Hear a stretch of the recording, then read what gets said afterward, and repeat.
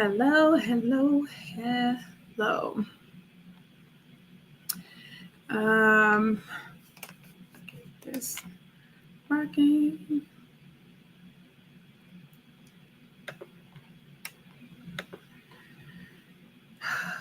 Okay, now I'm all set up. So, hello, I'm Javon, and I share everything that I know about emotional wellness and healing. And today, I want to share what I know about exhaustion and overwhelm. Uh, but first, please let me tell you who I be. So, again, I'm Javon Gray.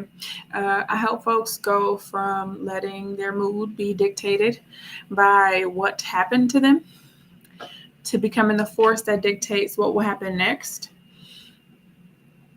And we have a saying around my camp, which is we don't cope, we heal.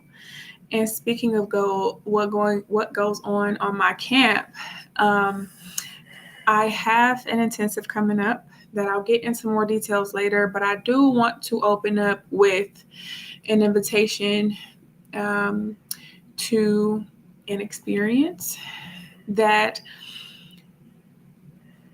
is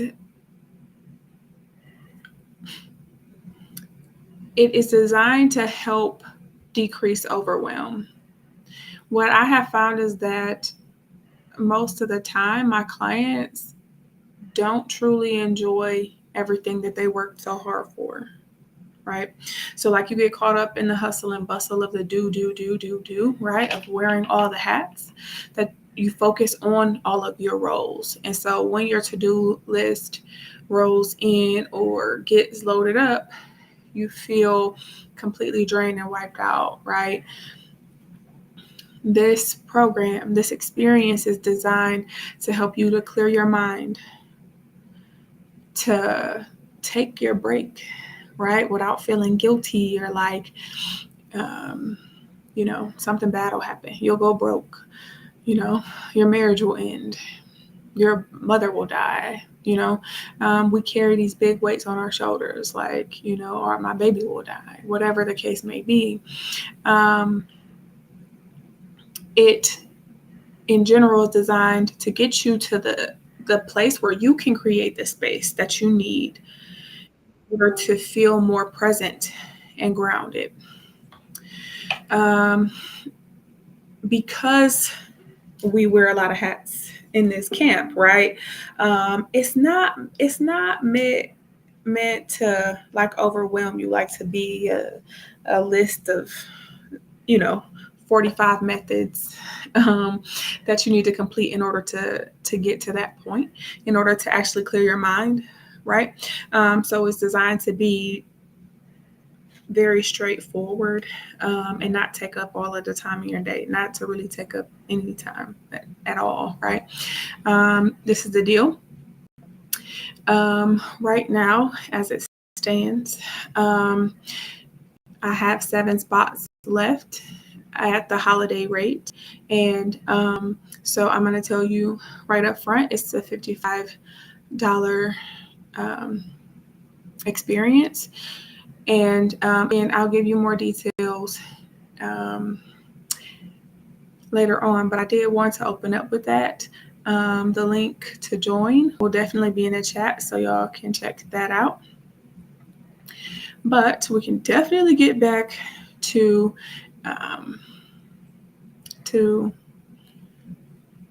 overwhelm and exhaustion, right? So this was actually inspired by a post that I did about a week and a half ago that was titled like you're exhausted, but it's not from what you think. And so I wanted to go a little bit deeper on that. Does this sound familiar to you? You are always putting more things on your to-do list. Your schedule is packed tight, and yet no matter how much you check off, no matter how much you get done, how much rest you try to sneak in, you still feel exhausted. You can have a break. You take a full weekend getaway. You come back on Monday and you feel exhausted, right? You got some sleep.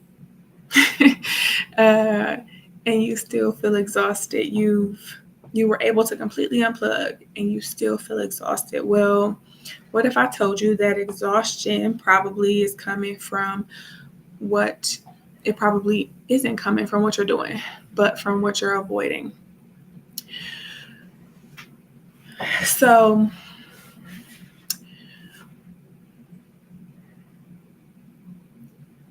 usually we go through life and we step over, avoid, step to the side of feeling our emotions, of handling the things, right? Our brains respond really well to order. And when your children consistently, excuse me, um, when your children consistently do a behavior, for example, that you keep telling yourself, like, I mean, it's fine, like, I'm a good mom, I didn't like it when my mom did this to me, so I won't do that. But you and you got other stuff to do. So um, regardless of how you handle the situation, if you handle it like you feel like you're supposed to, or if you handle it in a way that you feel like you're not supposed to, you still have this thing in the back of your mind is like, um, that feels guilty, that feels like this is an issue, right? This thing, this behavior that my child has, I'm like holding my child's head right now because she right here asleep on the table next to me. But you have this thing in your mind that holds place. It holds this thing that nags you. It holds space right there. And especially if you were hurrying up to do something because you were on your way to the next thing, you can't really deal with that because right now is your only, 60 minutes or 45 minutes of TV time. Right now is the only time that you have to shower, whatever. When it hangs up here, right, you lied to yourself and denied yourself when you didn't handle everything in that moment, right? When you pushed everything to the side to do whatever it was that you were doing, or when you, shut down the conversation so that you can move everything to the side and sort of compartmentalize. We do that a lot. Or if somebody challenges you, right? If you're in a work setting or if you're in a home setting and it's your child, it's your husband, it's your mom, your grandparents, whatever, that challenges you and you feel frustrated with that. Again, it doesn't even necessarily matter if how you handle that, right? It's that frustration that you're not handling that is taking up space, right? Then there are like the thoughts that creep in, whatever's bothering you at night, whatever's keeping you up, whatever the first thing that's on your mind in the morning, that you just kind of push aside because they feel like they're too much, or you can't handle that because you got to catch up with all of your things. It's that actually that creates the exhaustion, because whenever we hold on to things, we don't realize that takes energy. And I can say one of the biggest things that I hear people say right now is, but like, I don't get it, but like, how do I let go? Right. And then you say, let go. No, but I don't get it. Like, how do I let go? Like, I want to let this go. How do I let you let go? Like you would a hot pan off the stove, right? You let it go. And it's so crazy because one of the things that I know is that when you say that, and it seems so simple, but there has been no prior experience with it, right? So there's number one, it seems simple, but number two, it seems impossible, right? Because what I can say is that for me personally, I would think the first time I heard it, and I had to hear it several times, I'll tell you that, before I actually considered it and tried it. But And that's why I'm going to keep saying it, because you need to hear it multiple times. But I had to hear it so many times because I was saying, like, in my mind, I'm like, if it was that simple, like, I would have did it. Like, I mean, I'm smart enough. I think I fancy myself as somebody who was smart enough to know that if to have at least tried to drop it before. But the fact of the matter is that I wasn't. I hadn't, right? In that particular way, that was something that I hadn't ever done. I never thought to drop it. I never saw anybody drop it. And even if I did, not only would I not recognize it, but if I did, I probably thought, what in the world? I don't even know what you just did. I don't know what kind of avoidance that was, or if you was a, I don't know. We got all kinds of names for people, like a coward or a punk or, weak spined or people pleaser or whatever. You think there's something else, some sort of ulterior motive or something like that if somebody would just drop something, right? If they wouldn't escalate a situation like you would, or if they would, not hold on to things so long, right? The people who don't hold grudges, who have things flow through them like water, we be kind of stuck, right? Until we start to practice that, till we start to buy into the benefit of that.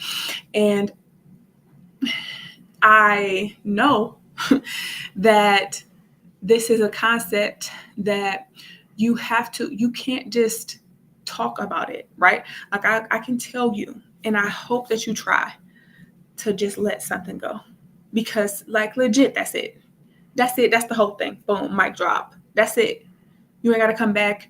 You ain't got to, pay nobody thousands of dollars. You don't got to go through a whole bunch of, hours and hours and hours of therapy if you could just let it go.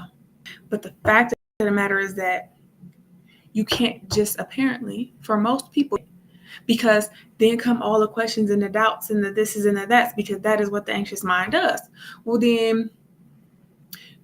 I also had this, I know from experience that you can't just tell somebody that, because I had a conversation, actually, it was within the past 2 or 3 weeks with my sister, where I'm like, you just drop it. I mean, it's not that serious, right? And so, right? She in the heat of her thing, and she probably wanted to like wring my neck, right? But it's true, right? It's true. And in hindsight, it might have even been able to be viewed that way by her. But if you want to drop something, right? And you feel like you need to hold on to it as well, because it is serious enough to hold on to, but you are upset because whatever happened, right? You are stuck. That's why you stuck. That's literally it. That is the whole equation, right? I feel like I need to hold on to this because I deemed it as something that I'm clinging to because it's that serious. And I don't want it here because it hurts. Right? This is the dilemma, right? This is what keeps us stuck. It's that imbalance right there that we feel balanced at, because that is what we do as a habit. So when I said this to her, her response was, it is that serious to me. Okay, keep it in, right? Because it's even if we're not in the heat of the moment, it's hard to just say, just drop it, because you never had that experience before. I had a conversation this morning as well with a colleague and best friend of mine who was like, what? Like, how do I do that? Like, what do I do? What do I say? Like, what, what? And so I went on to tell her that oftentimes, whenever we are working through something that we haven't ever done before, number one, we don't even know if we can do that thing. And we are so used to relying on everyone else around us that we usually don't do it. We're like afraid to try it. We feel like if I don't have the step-by-step instructions on it, especially the people who have a similar background to me, the people who are in a similar space to me, very much so, in the camp of people that, feels like way more comfortable and confident in doing something if somebody went before them to do it, and if someone could supply instructions for them. because I know that is how many of us are wired. I am offering in January an intensive. That is what the Soft 6 Self-Care Challenge is about. It's about like this is how you do it, right? It is an opportunity to be given a set of principles, behaviors, practices to try, so that, and also a container following it of 7 days. So it's of 6 days. So it's the first day is a 2-hour intensive session where we go through exactly what you will be needing to do, right? And then for the next 6 days following that, we walk through, this is how you start, right? Real simple. Just apply this to your day. It's not something that's going to take up a bunch of time. It's going to be an audio training that you can listen to on your ride to wherever you go, to your work, to, a client, whatever. And then, like a reflection that you can do if you're interested in that. But overall, us just sharing our, like what's going on with us, what's coming up for us, and how the challenge is impacting us, right, for 6 days. So that is what that container is about, because I can't just say the thing and have you do it, right? Or I can just say the thing and maybe 0.5% of the people who hear this or watch this will actually even try to do it. And many of them, even when they feel like, okay, this thing didn't happen for me, like nothing happened, what was I waiting for? You know what I'm saying? We'll feel stuck and then won't do it again. This is what this program is for. This is what the Soft 6 is for us to get together and work on clearing our mind, right? Work on being present and being grounded, because it's in that space. It's when we are operating in that space that we can get tons of things done, right? That we can deal with whatever comes up for us in the moment instead of pushing it off to the side, right? Because we need order. We need order in our mind in order for us to be at peace. We gotta set everything straight. So that is what we're doing. The investment for this is $55. It's a $55 ticket for this experience. And like I said, the link will be in the comment section. But I do want to leave you with this. What can be really helpful whenever you are faced with, these are the top 3 things, actually, the top 3 shifts that you can make in order to transition into this space, right? With the clear mind, this space where, you don't feel like you got to do everything and be everything for everyone, right? Where you can just sit down on your couch and let something go undone, right? Whether it's something that you could do right now, but wasn't going to do anyway, because that's what happens, especially if you wind up going into procrastination, you ain't get it done anyway. It took so long, you had 17 things on your to-do list and you only got 3 done, right? So boom, it puts you in a space where you can get those 3 things done quicker and still take your break. Maybe you get 4 things done and you still take your break.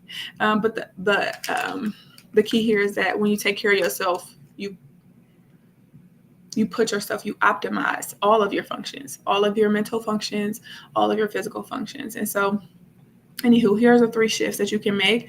The first one is to slow down, right? So when you're in a situation where you come into a conflict, whether it is internal or external, right? When there's something, oh, I just said that and I was like, kind of like a lie, or, oh, I just thought that and I'm not supposed to even think like that, right? Like I promised myself it's 75 words that I will not use, right? I promised myself that, like I have this, wealth goal that I will meet this month, and I just had a thought that I won't. Like that doubt, I'm cutting it out. Anytime you come up with any sort of conflict, like I said, whether it be internal or external, the first thing that you want to do is to slow down. You have to learn to, and you are the only one who can teach you. There are people who can guide you along the journey. I will be happy to do that for you, but you have to learn how to identify the real source of your emotional conflict. The second thing is to relax. Okay. So oftentimes what we'll start to do is to analyze. You'll get in your mind and try to figure out what exactly it came from, where did this start, and that type of stuff. What you need, what works so much better is to do a general sorting, right? Just to get everything straight before you go to bed, right?